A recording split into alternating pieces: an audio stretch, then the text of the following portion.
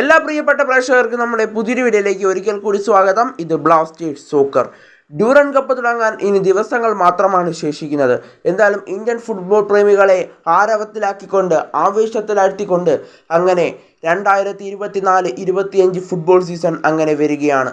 Durand കപ്പോടെ ആയിരിക്കും Indian football season ആരംഭിക്കുക. അത് കഴിഞ്ഞ് ഇന്ത്യൻ സൂപ്പർ ലീഗും സൂപ്പർ കപ്പും നടക്കും.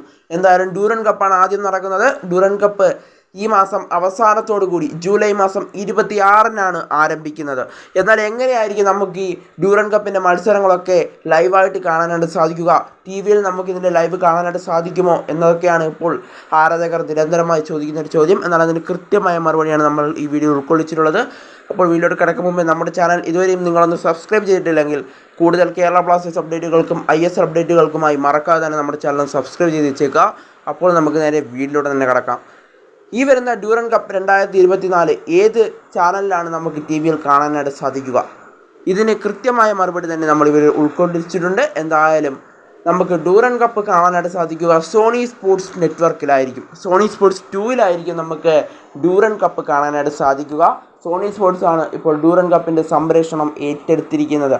എന്തായാലും കഴിഞ്ഞ ഫുട്ബോൾ സീസണിലും ഡ്യൂറൻ കപ്പിൻ്റെ സംപ്രേഷണം എന്തായാലും സോണി സ്പോർട്സ് തന്നെയായിരുന്നു ഏറ്റെടുത്തിട്ടുണ്ടായിരുന്നത്. ഈ വട്ടവും സോണി സ്പോർട്സ് തന്നെ ഏറ്റെടുത്തിരിക്കുന്നു.